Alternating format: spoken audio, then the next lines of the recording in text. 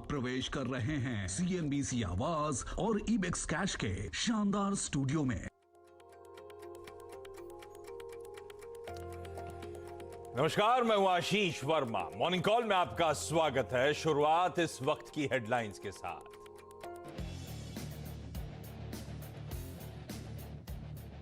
Global market से संकेत मिले जुले। एशियाई बाजारों पर शुरुआती दबाव। SGX निफ्टी में फ्लैट कामकाज। कल मिक्स बंद हुए थे अमेरिकी बाजार। डाउ में दिखी 70 अंकों की मजबूती।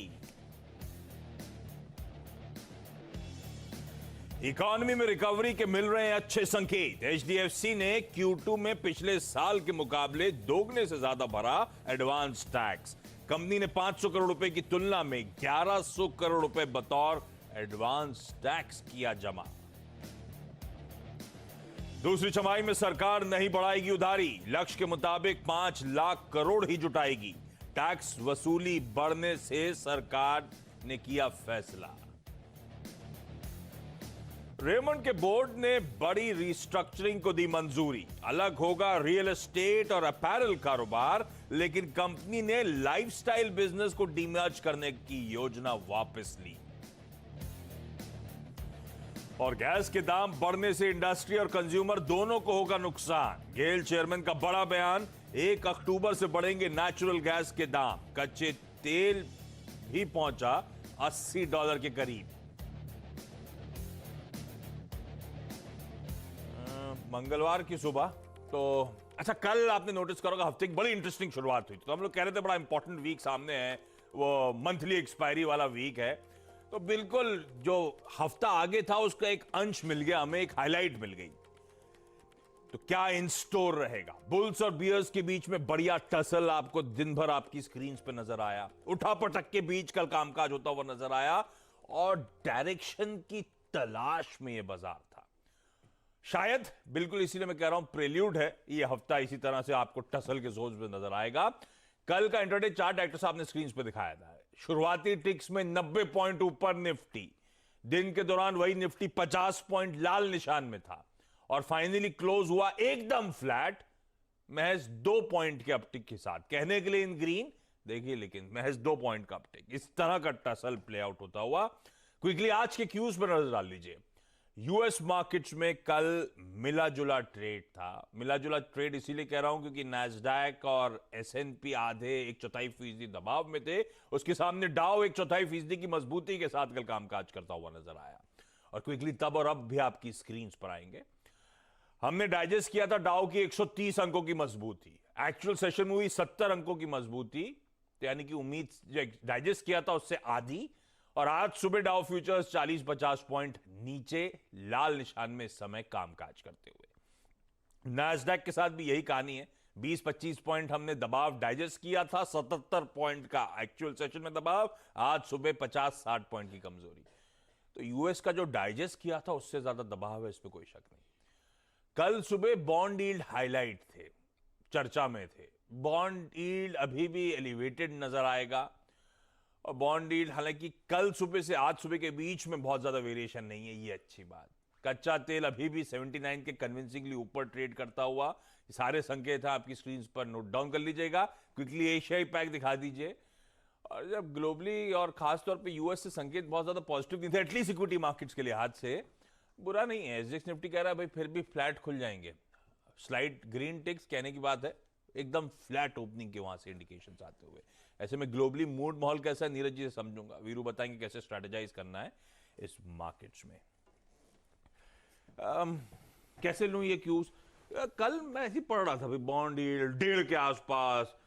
तो ये बॉन्ड यील्ड तो दिखा रहे हैं फेड की स्टेटमेंट्स पे रिएक्शन। हम इक्विटी वाले अनजान है क्या यार? जानना नहीं चाहते जो बॉन्ड में सुगबुगाहट है? जानना नहीं चाहता। छोड़ो यार, देखा जाएगा है। जब सर पे पड़ेगी तब देखेंगे। अभी से इतनी चिंता क्यों करें? देखो स्टोरी जो है ना, कल मार्केट से ज्यादा एनर्जी सेक्टर में है। अच्छा। इतने प्राइसेस बढ़ रहे हैं गैस के, इलेक्ट्रिसिटी के, क्रूड के। चाइना के आधे प्रोविंस में फैक्ट्रीज में वर्किंग आवर्स कम कर दिए गए हैं। तो ये एक्चुअल डिमांड है या सप्लाई कॉन्स्टेंट है? सप्लाई कॉन्स्टेंट ज़्यादा है। डिमांड तो है लेकिन उतनी नहीं है जिसकी वजह से एकदम क्राइसिस हो जाए। ये सप्लाई कॉन्स्टेंट ज़्यादा है। चाइना के अलावा ब्रिटेन में भी है। और ब्रिटेन में हालांकि वो ट्रकर्स की हड़ताल, इसलिए वहाँ गैस की बहुत समस्या हो गई, पेट्रोल गैस की। पेट्रोल पंप बंद है वहाँ पे, बोर्ड लगा दिए गए यहाँ पे नहीं है। जर्मनी कह रही है, जर्मनी के जो नए चांसलर आए हैं वो कह रहे हैं कि आप यूरोपियन यूनियन से निकल गए ना, ये है खामियाजा इसका, क्योंकि लेबर हम लोग शेयर करते थे, अब ट्रकर्स हड़ताल में, तो आप झेलिए। पॉइंट यहाँ पे यह है कि तरह तरह की समस्याएं एनर्जी सेक्टर में आ रही हैं। इलेक्ट्रिसिटी की ज़बरदस्त क्राइसिस है, गैस की कीमतें लगातार बढ़ती जा रही हैं, 13 साल के हाइस पे चल रही हैं। तो उसकी वजह से क्या हो रहा है, प्राइसेस कमोडिटी के फिर ऊपर जा रहे हैं, फैक्ट्री की कॉस्ट ऑफ प्रोडक्शन बहुत बढ़ता हुआ दिख रहा है, डिमांड भी एक तरफ से दूसरी तरफ ओपनिंग अप की वजह से सर्ज हो रही है। और पूरी दुनिया में जो क्लाइमेट का एक भूत शब्द कहना गलत होगा, जो एक जोश चला है ना कि क्लीन करना है, तो उस वजह से सब लोग मैसिवली क्लीन एनर्जी की तरफ जा रहे हैं।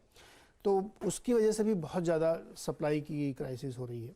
तो एनर्जी इस समय सबसे हॉट टॉपिक है पूरी दुनिया में, चाहे वो अच्छा विंटर्स में और ज़्यादा हीटिंग के लिए चाहिए होती है यूएस में, यूरोप में, नेचुरल गैस का समय होता है, इसलिए गैस की कीमतें और ज़्यादा बढ़ती हुई दिख रही हैं। तो एक बड़ा प्ले है जो दुनिया में इस समय सब जगह प्ले हो रहा है, इसलिए क्रूड देखो $80 पे पहुंच रहा है।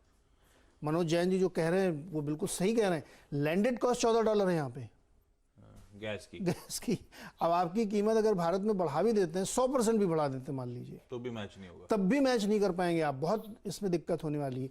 ये एक बड़ा अजीब से, मतलब इसको ना कि क्या ब्लैक स्वान बोलते हैं ना, अचानक से एक चीज निकल के आई जिसको आप समझने की कोशिश करें। ब्लैक स्वान, ब्लैक स्वान, वो किसी ने लिखा था, एक बड़ी अच्छी सी किताब था, समथिंग है ना। ठीक है भाई, तो मतलब ग्लोबली ठीक, ऐसा कुछ बड़ा इवेंट नहीं प्ले आउट हो रहा है, लेकिन इस समय एनर्जी एज अ स्पेस को रडार पे रखना है, क्योंकि सारा फोकस वहीं चैनलाइज हो रहा है, सारा वहीं चैनलाइज हो रहा है। ठीक बात है, हमने देखा भी था वो कल प्ले आउट होता, हमारे यहाँ एनर्जी स्टॉक्स गजब का मोमेंटम दिखाना शुरू कर चुके हैं। ठीक है, तो ये रहा ग्लोबल संकेत आपके लिए, क्विकली समझ लिया जाए आज कैसे स्ट्रेटेजाइज करना है। कल के डायरेक्टर साहब ने इंटरडे चार्ट दिखाई थी, एकदम फ्लैट बंद हुआ।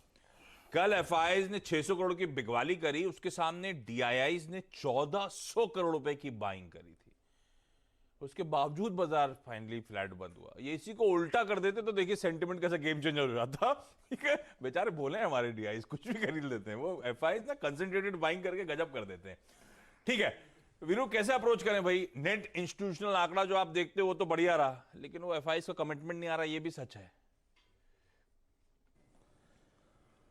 जी देखिए आशीष, वोलेटिलिटी रहेगी और रेंज आपके पास छोटी है, लेकिन तीन चीज़ें होती हैं आशीष अगर आप देखें बाजार के मोमेंटम में।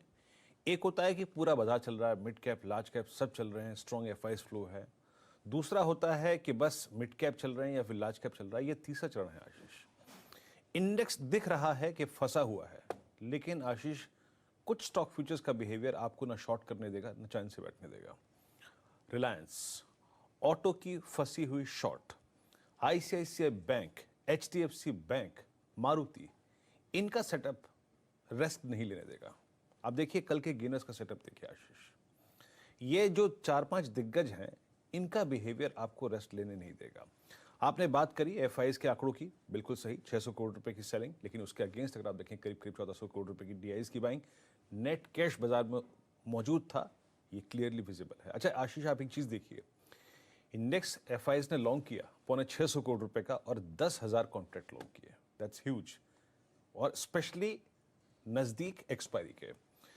इंडेक्स ऑप्शन उन्होंने करीब 2100 करोड़ का बेचा, जो कि 47,000, जिसमें अगर आप देखें कॉल राइट हैं, और जिस प्रकार की कॉल राइट है वो इंडिकेट करता है कि हाँ 18,000 एक प्रेशर जोन रहेगा, हाँ 17,950 एक प्रेशर जोन रहेगा, और जिस प्रकार की पुट राइटिंग है वो इंडिकेट करता है कि हाँ 17,700-800 एक सपोर्ट के तौर पे काम करेगा। यानी अभी चैनल में इंडेक्स फंसा रहेगा, और याद रखिएगा ट्रेड जोन होगा आपका 17,777 कल था, आज 17,775 है, और ऊपर की तरफ 17,961। ये चैनल नजर आ रही है, और इसमें आपको एक ही अप्रोच रखनी पड़ेगी, और वो है बाय ऑन डिप्स की। भले ही वो ट्रेडिंग स्विंग 25 पॉइंट का हो, 50 पॉइंट का हो, 70 पॉइंट का हो, 100 पॉइंट का हो, लेकिन अभी शॉर्टिंग की कोई अप्रोच मत रखिएगा। स्पेशली जो मैंने आपको पहली स्लाइड दिखाई थी, Reliance, HDFC bank, ICICI bank, Kotak और मारुति की। नो शॉर्टिंग थॉट्स टिल जब तक हम ट्रेड कर रहे हैं 17,690 के ऊपर आशीष, पहली अप्रोच ये है। दूसरी बात, पहली स्लाइड तो हमने देखी एचडीएफसी बैंक की, आईसीआईसीआई बैंक की, मारुति की और रिलायंस की। आशीष बैंक निफ्टी के डेटा आज से 10 रोज जब पहले हम बात करते थे तो निफ्टी का डेटा स्ट्रांग होता था, निफ्टी बैंक का कमजोर होता था। कल का निफ्टी बैंक का इंट्राडे चार्ट देखिए, 38,000 जो थ्रेशहोल्ड लेवल निकाल दिया उसको कायम रखा पूरे दिन, वर्स्ट सर्कमस्टेंसेस में भी, नेगेटिव सर्कमस्टेंसेस में भी। इसका उसके ऊपर टिका रहना मुझे ये सोचने में मजबूर करता है कि ऑप्शन स्टेट्स कैसे हैं। 38,000 पे आशीष बहुत स्ट्रांग पुट राइटर है, पुट राइटर 38,200 पे भी है, और कॉल राइटर अगर कहीं बहुत स्ट्रांगली विराजमान है तो वह है 39,000 का जोन। तो याद रखिएगा, पहली स्लाइड और निफ्टी बैंक का बिहेवियर काफी स्ट्रांग है। तो पहला बेस यानी 38,040 और 37,910, इसके ऊपर के हर डिप को बाय कीजिएगा, स्टे लॉन्ग की बैंक निफ्टी पे अप्रोच रखिएगा। यही एक बड़ा, अगर आप देखें, क्रिटिकल पार्ट है बाजार का। ऊपर 390, 550 इन लेवल्स पे नजर रखिएगा, और 550 के बाद स्ट्रॉन्ग स्विंग की और पॉसिबिलिटी है। तो बैंक निफ्टी और स्टॉक फ्यूचर्स आपको टोज पे रखेंगे आशीष, लेकिन निफ्टी पे शॉर्टिंग थॉट्स अभी नहीं। बिल्कुल ठीक बात। तो आज के ट्रेडिंग बेट भी क्विकली देख लीजिए। सेंट्रम ब्रोकिंग कह रहा है एमसीएक्स खरीदना है। द स्ट्रीट्स का कॉल है मारुति लॉन्ग करके चलिए।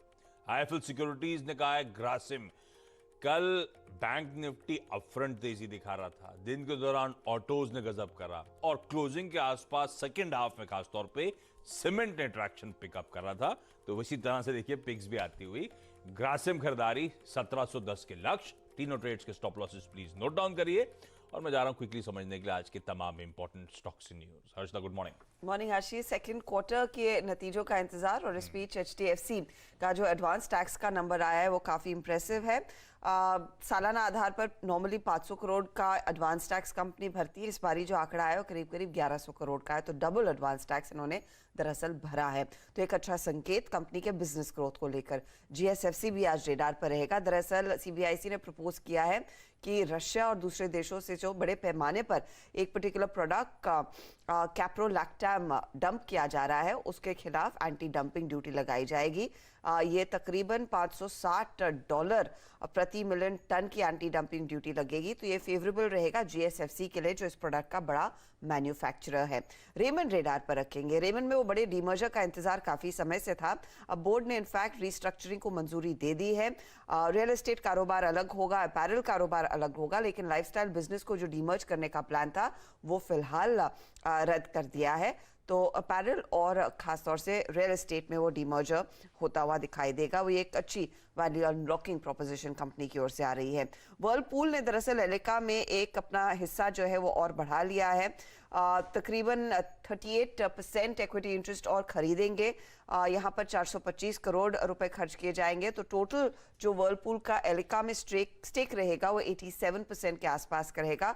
पॉपुलर प्रोडक्ट्स हैं इनके, चिमनीज जैसे, हॉब्स जैसी प्रोडक्ट्स एलिका बनाती है। जेएसपीएल आखिर में आज रेडार पर रहेगा। इकरा ने दरअसल इनकी रेटिंग में कुछ सुधार किया है। यहाँ पर इनका आउटलुक भी जो पहले स्टेबल था वो पॉजिटिव कर दिया गया है। इनकी शॉर्ट टर्म और लॉन्ग टर्म बैंक फैसिलिटीज की रेटिंग दरअसल ए से बढ़कर अब A1+ हो गई है। ठीक बात। बजाज हेल्थकेयर को रडार पर रखिएगा। आज वो स्प्लिट की एक्स डेट है, तो एडजस्टमेंट नजर आएगा। बजाज होल्डिंग्स 90 रुपए का जो डिविडेंड आ रहा था उसकी एक्स डेट है आज, तो एडजस्टमेंट्स होंगे। और हाँ, फेड चेयर जो जेरोमी पॉवेल साहब हैं उनकी आज टेस्टिफाई करेंगे। तो इकोनॉमिक आउटलुक और हाल की जो मॉनेटरी पॉलिसी एक्शंस थे उस पे जॉइंट इकोनॉमिक कमेटी के सामने उनकी वो स्पीच इंपॉर्टेंट होगी, जो उसको शाम को ट्रैक किया जाएगा। क्विकली छोटा सा ब्रेक के उस बार आज की कमोडिटी करेंसी मार्केट्स की टॉप स्ट्रैटेजीज।